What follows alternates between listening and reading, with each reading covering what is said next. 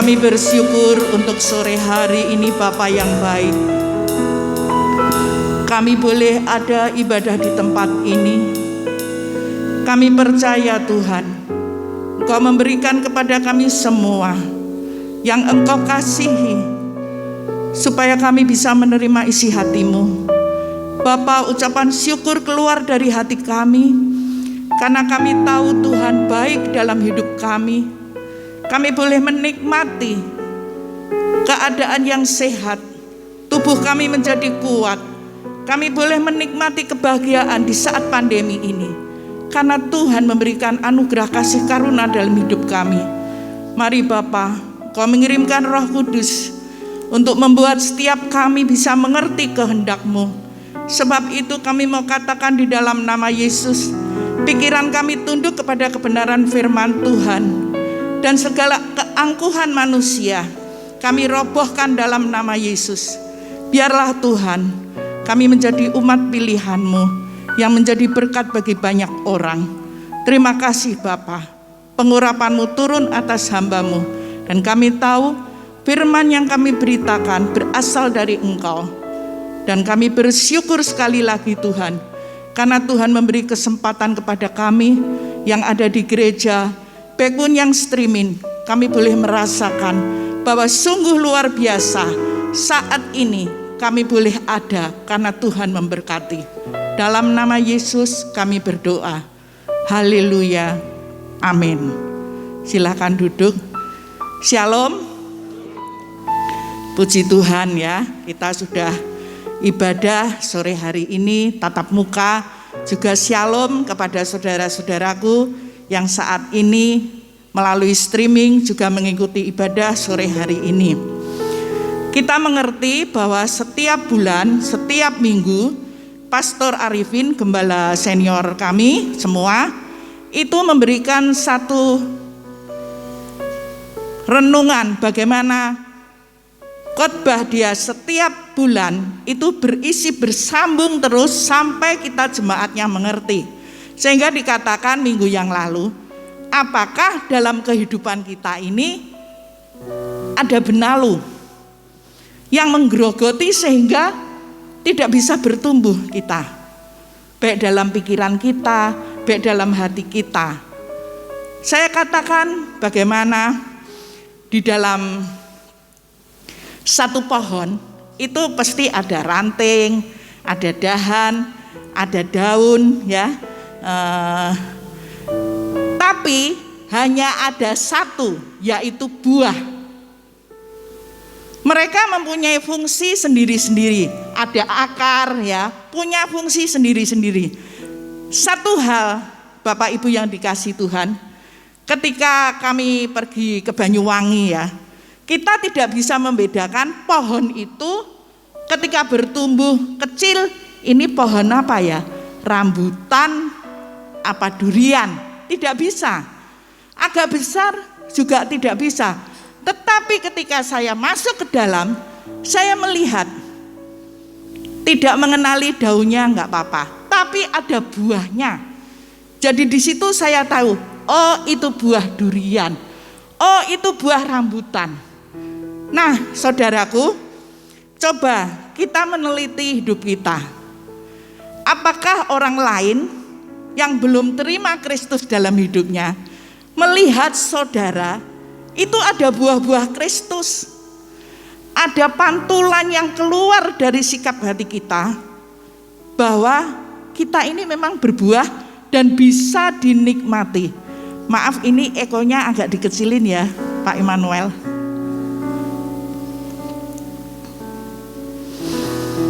Pohon yang kecil saya katakan tadi tidak bisa kita lihat itu pohon apa. Pohon besar juga tidak bisa, tetapi yang buahnya kita tahu itu bisa kita kenali. Nah, Matius 7 ayat 20. Matius 7 ayat 20. Firman Allah berkata, jadi dari buahnya lah, bukan dari pohonnya. Dari buahnya lah kamu akan mengenal mereka. Saudara, kita melihat bahwa kita sebagai orang percaya yang sudah terima Yesus, mungkin yang sudah pelayanan, mungkin yang sudah ada di mimbar, ya, adapun apa jabatan kita, itu dilihat dari buahnya. Sebab itu, mari, dari buahnya ini orang mengenal siapa kita, melalui sikap hidup kita, gaya hidup kita. Apa yang ada di dalam hati kita ini, Bapak Ibu yang dikasihi, orang lain itu melihat. Orang lain melihat. Tidak kita perlu berkata bahwa saya ini orang yang murah hati, saya ini sungguh baik hati, tidak. Tapi orang akan mengerti, orang lain akan melihat melalui perkataan kita, ya, hormat kita kepada orang lain, tidak merasa merendahkan orang yang biasa karena kita mungkin uangnya banyak, itu tidak ada. Nah, jangan menganggap remeh, saudaraku. Jangan menganggap remeh dengan buah dalam hidup kita. Ada seorang pendeta dengan anak muda yang dia tuh bertanya kepada Bapak Pendeta ini, Pak Pendeta, saya mau tanya, kenapa kalau di gereja orang Kristen itu kalau khotbah kok pakai perumpamaan? Saya mau tanya, buah-buah roh itu yang gimana? Apakah seperti buah apel? Apakah seperti buah yang bisa kita pegang, yang kita petik, lalu kita minum, di jus bisa? Lalu sang pendeta ini, dia tersenyum. Dia berkata, buah roh itu yang dimaksud apa yang ada di dalam hatimu, yang orang lain bisa merasakan. Waktu mereka dekat denganmu, kamu bisa menikmati. Contohnya, kamu dekat dengan temanmu kan banyak, tapi ada di antaranya yang kamu bisa merasa diberkati melalui santunnya, tutur katanya, melalui sikap hidupnya. Itu kamu bisa menikmati, itu buah roh. Dia mengerti. Nah, saudaraku, dalam kehidupan kita, mari saya akan dengan saudara belajar bagaimana supaya kita ini berbuah yang bisa dinikmati orang lain di dalam Tuhan. Saya beri tema seperti itu, Bapak Ibu yang dikasihi Tuhan. Kita baca di dalam Kolose 2 ayat 7a. Nah, bagaimana supaya kita ini bisa berbuah dan dinikmati orang lain? Hendaklah kamu berakar di dalam Dia dan dibangun di atas Dia. Hendaklah kamu bertambah teguh dalam iman yang telah diajarkan kepadamu, dan hendaklah hatimu melimpah dengan syukur. Supaya kita bisa berbuah dan dinikmati orang lain, yang pertama itu haruslah kita ini punya akar yang kuat, ya, berakar di dalam Tuhan. Akar itu, Bapak Ibu yang dikasihi Tuhan, dia kalau ditanam, dia akan mencari air sampai dapat, supaya melalui air itu dia bisa bertumbuh. Nah, kita mau koreksi hati kita, ya, rohani kita. Apakah akar kita ini sudah kuat apa belum? Atau kita ini seperti sekam, ya, seperti sekam, ya. Tadi kalau dikatakan seperti benalu sudah ditebangi. Seperti sekam. Sekam itu kulit luarnya benih yang tidak ada isinya. Jadi kalau ada sedikit angin dia akan terbang. Kalau kehidupan Kristen kita ini sebagai orang percaya tidak kuat, tidak berakar, kita akan seperti itu. Ada masalah sedikit, baik dalam pelayanan, baik rumah tangga, baik hubungan suami istri, anak, keluarga, orang tua, kakak ipar, semuanya itu akan bermasalah. Kita akan mudah terombang-ambing. Akar itu tidak kelihatan, dia di dalam tanah. Dia itu menghantam fondasi, dia tetap bertahan, cari terus air supaya dia itu bisa bertunas. Nah, firman Allah waktu disampaikan di tempat ini, saya percaya ada yang bisa terima mungkin sebagian, ada yang tidak bisa, ada yang bisa terima 1/4 bagian. Ya, firman Allah katakan bahwa ada yang jatuh di tanah yang subur, ya, dia bisa bertumbuh 100 kali lipat, 60 kali lipat, 30 kali lipat.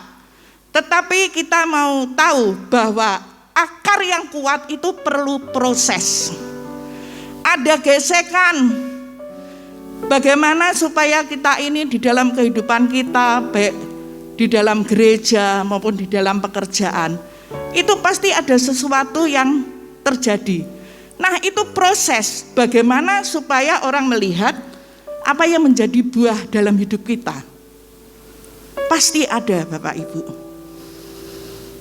Sebab itu punyailah akar yang di dalam Tuhan. Punyailah akar yang kuat supaya kita ini menjadi tanah, ya. Hati kita ini menjadi tanah yang subur, yang siap ditabur benih, yang tumbuh. Itu menjadi kerinduan saudara dan saya. Kalau tadi dikatakan supaya akar kita ini kuat ke dalam, ya, supaya kita ini bisa berbuah dan dinikmati orang lain.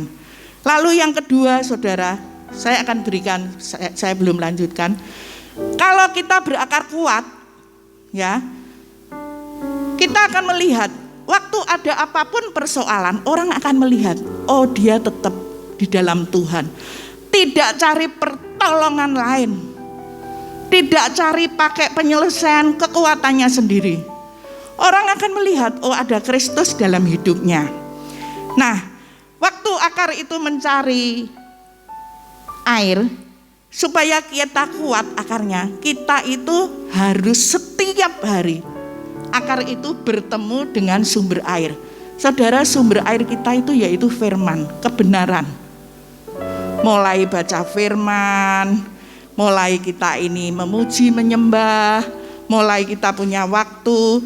Tapi kalau air itu tidak ditemukan, pohon itu akan mati, akar itu akan mati.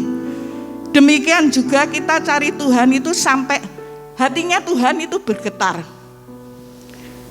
Bapak Ibu yang dikasihi Tuhan, apakah sikap hati kita, tanah hati kita, ya, pikiran kita, kehendak kita, kemauan kita itu waktu bertumbuh, waktu kita akar kita menjadi kuat, ketemu sumbernya yaitu firman Tuhan. Apakah benar-benar itu kita bisa menggetarkan hati Tuhan? Waktu kita memuji Tuhan, hati Tuhan melihat, oh ini anak yang kukasih, dia tulis hatinya menyembah aku. Menggetarkan hati Tuhan waktu kita berdoa meminta. Itu juga kita harus perhatikan. Bukan berarti kita bisa berdoa klaim hidup kita tidak benar, tapi kita berani, dalam nama Yesus aku patahkan segala. Tidak ada gunanya, Bapak Ibu. Karena firman Tuhan berkata, orang yang duduk dalam lindungan, dalam kebenaran Tuhan, dia itu akan mampu menggetarkan hatinya Tuhan. Jadi bukan hanya sekedar berdoa. Seperti ini, waktu kita pacaran, saya percaya semua itu akan bertahan apapun badai yang dihadapi. Untuk menyukakan, untuk membuat hati pacarnya itu merasa senang. Apapun kita lakukan, tetap bertahan, menyukakan hati pacarnya. Demikian juga kita kalau mengiring Tuhan, itu seperti itu. Menggetarkan hati Tuhan, sampai Tuhan tuh melihat, benar-benar kamu adalah umat pilihanku. Ada dalam kehidupan kita, kenapa kita ini belum bisa berbuah dinikmati orang lain? Tadi ada benalu, Saya punya pohon mangga di belakang, tinggi, benalunya banyak. Biasanya buahnya mangga itu besar-besar. Tapi sekarang karena benalunya banyak, itu kecil-kecil dan tidak banyak. Sehingga itu mengingatkan kepada saya, ini pohon yang diumpamakan di Alkitab, tidak berbuah. Dan Tuhan katakan kalau tidak berbuah harus ditebang. Kapak tersedia. Kita lihat, waktu kita melihat ya, bahwa dalam kehidupan kita ini sungguh-sungguh mengikut Tuhan, kita ada di dalam kebenaran Tuhan. Kita baca Mazmur 1. Mazmur 1 ayat 1 sampai 3. Berbahagialah orang yang tidak berjalan menurut nasihat orang fasik, yang tidak berdiri di jalan orang berdosa, dan yang tidak duduk dalam kumpulan pencemooh. Ayat 2. Tetapi yang kesukaannya ialah Taurat Tuhan, dan yang merenungkan Taurat itu siang dan malam. Ayat 3.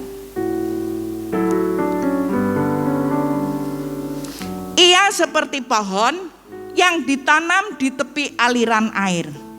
Waktu kita berakar, waktu kita ketemu sumber air itu, yaitu firman Tuhan, dikatakan firman Tuhan itu yang menghasilkan buahnya pada musimnya dan yang tidak layu daunnya, apa saja yang diperbuatnya berhasil.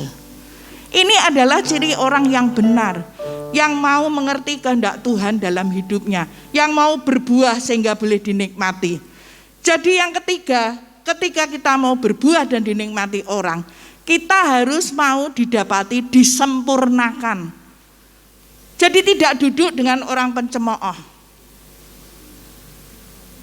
Waktu dia seperti ini, firman Allah katakan, ia seperti pohon yang ditanam di tepi aliran air, ya. Kita mengerti yang menghasilkan buahnya pada musimnya. Jadi tidak mat-matan ya, tapi terus pada musimnya dia tuh berbuah dan dinikmati orang. Sehingga daunnya tidak layu, apa saja yang diperbuatnya menjadi berhasil dan beruntung. Kita mau disempurnakan.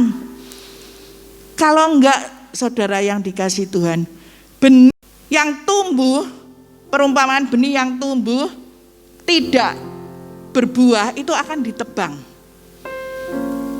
Karena kenapa ditebang? Karena tidak berguna, tidak ditemukan berfungsi.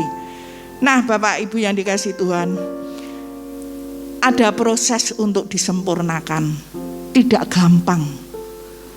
Orang dalam proses disempurnakan itu tidak gampang.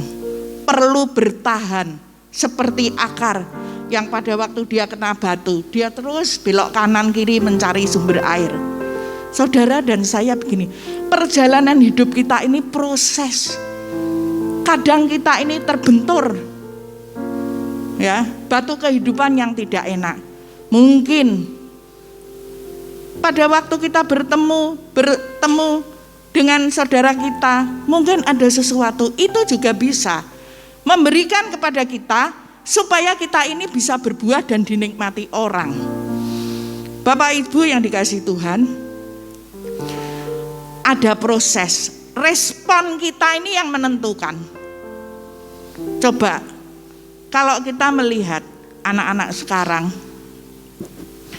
dia mesti bangun tidur atau bagaimanapun pasti pegang HP. Pasti pegang HP. Siapapun juga. Nah, bagaimana kita menjadi orang tua yang menjadi teladan bagi anak-anak? Mungkin kita menjadi teladan juga di dalam keluarga kita. Mari kita usahakan, ya. Jangan sampai di dalam kehidupan kita pada waktu kita terbentur akar kita dengan satu kekerasan batu apapun, kita pun ini masih bisa mempunyai penguasaan diri, tutur kata yang baik, perkataan yang baik yang tidak membuat sakit hati. Dalam bulan-bulan masa pandemi ini, kalau saya mendengarkan grafik yang banyak, yaitu perceraian. Karena apa Bapak Ibu? Karena perkataan, gaya hidup yang tidak memantulkan Kristus ada dalam hatinya. Sehingga makin lama makin keras bicaranya dan bertengkar. Mari saudaraku,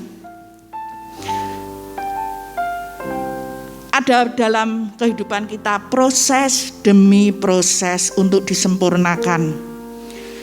Mungkin dipertemukan dengan karakter saudara kita, dengan karakter anak kita, emosi kita, emosi mereka, dan lain-lain. Apakah kita tetap bisa disempurnakan supaya benar-benar kita ini ada buahnya yang bisa dinikmati? Kita perlu perhatikan, sama-sama diisi firman Tuhan, sama-sama mendengarkan firman Tuhan, tapi responlah yang keluar dari hidup kita, itu yang menjadi kesempurnaan. Kita mau belajar di dalam Matius 21. Matius 21 ayat 18 sampai 19.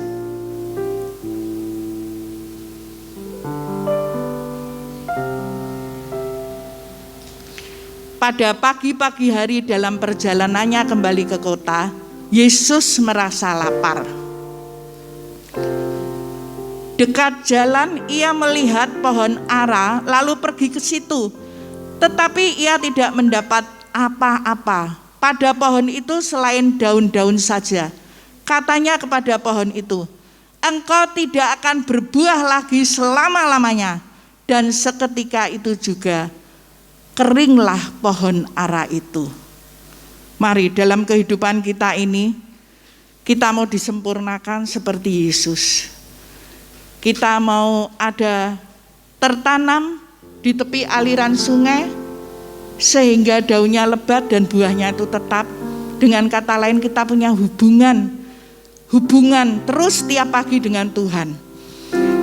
Saya percaya Bapak Ibu yang dikasihi Tuhan, setiap keluarga yang ada suami, istri, anak, walaupun mungkin masih kecil, adakanlah satu teladan untuk mengajarkan dari mereka mulai kecil, untuk dia itu bisa berdoa, bisa yang sudah bisa membaca walaupun satu ayat, itu akan tertanam di dalam hidupnya dan pikirannya, untuk dia itu belajar firman Tuhan sedini mungkin. Saya percaya pasti seperti itu. Saya melihat satu contoh bagaimana waktu di Komsel dia menceritakan pengalamannya sampai saat ini. Pada waktu dia mengalami satu peristiwa dalam hidupnya, ya, sehingga dia hanya punya anak satu saja, mengalami satu masalah, dia sampai bernasar, kalau anakku sembuh, aku akan naik sepeda dari kota sini ke Blora. Anaknya sembuh dilakukan. Sejak detik itu dia merasakan, aku mau bertumbuh, aku mau berbuah, aku mau di dalam kehidupanku disempurnakan proses demi proses. Setiap pagi atau malam yang dia bisa ditentukan, dia mesti akan berdoa bersama istri dan anaknya sampai detik ini. Dan saya melihat ketika dia menghadapi proses itu, usahanya masih kecil, saya melihat sekarang diberkati luar biasa. Amin. Ada sesuatu yang kita ini mau terima, dibentuk seperti Kristus. Ada hatinya Kristus dalam hidup kita, pikirannya kita, perasaan kita, kemauan kita, itu diselaraskan dengan firman Tuhan. Bukan diselaraskan apa kata orang, bukan diselaraskan apa kata orang pintar, bukan, tapi diselaraskan dengan firman Tuhan. Kita tidak boleh membalas sesuatu yang tidak baik dengan tidak baik. Itu juga harus kita lakukan. Proses memang susah, tapi saya percaya melalui proses demi proses, iman kita, karakter kita apa yang harus kita potong, apa ranting yang tidak berguna. Mari kita katakan kepada Tuhan, aku mau dipangkas supaya bertumbuh, berbuah dan tidak akan ditebang. Amin.